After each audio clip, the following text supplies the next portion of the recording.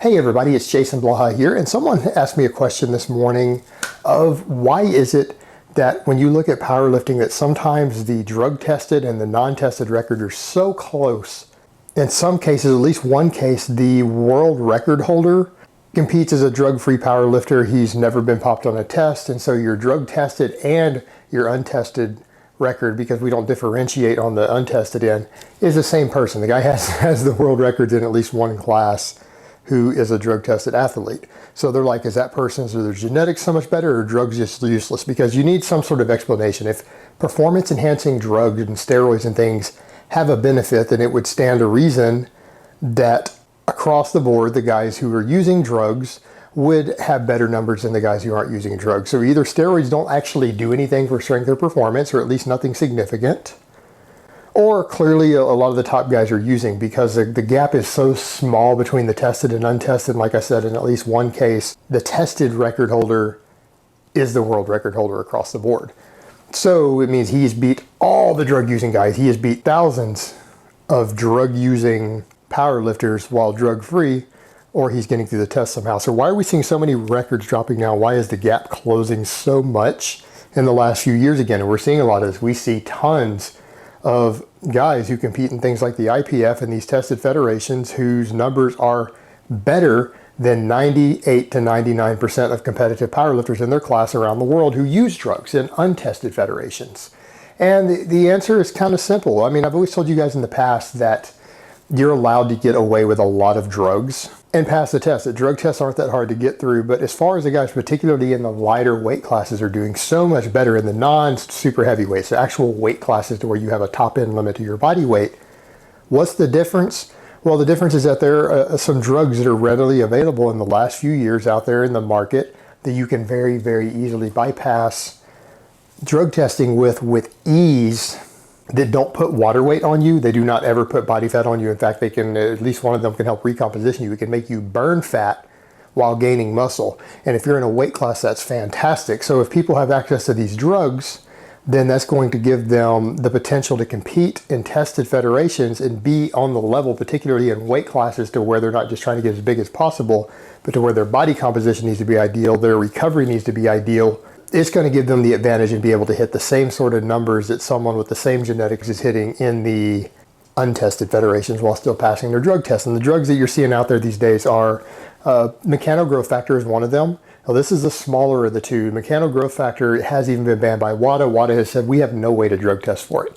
They've banned it 2 years ago. They still haven't developed a drug test to catch it yet. They may not be able to. That's the small hitter out of the two, but there is no way to test for that. And it's fairly new on the market as far as people only really been using it consistently in the last few years. Another one that has really been around but wasn't really readily available is Tren base. So trenbolone base. It's trenbolone suspended in water, just like testosterone suspension, with no ester attached to it. And what's significant about that is that trenbolone itself doesn't leave anything special in the body. When they're doing metabolite tests, they're testing for trenbolone acetate, trenbolone enanthate. They're not testing for the base molecule trenbolone in the urine.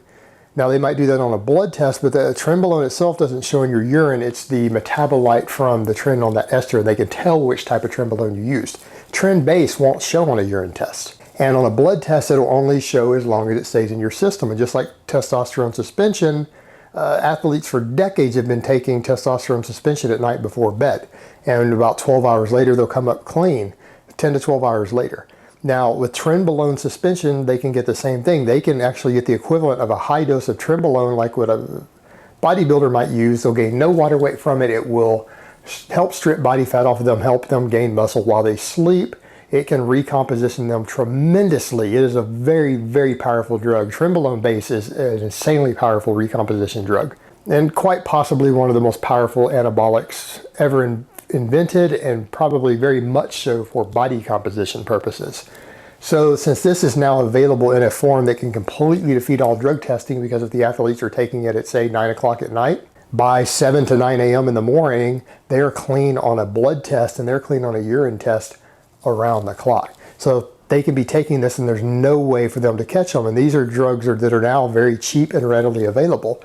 When I was living in the UK, trenbolone wasn't illegal there because anabolic steroids weren't.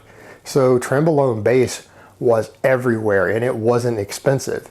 So I think these drugs, particularly the Tren base being available, is making things a lot easier for powerlifters who are competing in drug-tested powerlifting. And of course, that would carry over to natural bodybuilding and other stuff, because it now means that Trenbolone, the golden nectar of the gods, is available for people who are subjected to random off-season, round-the-clock drug testing. They can now use Tren without getting caught easily.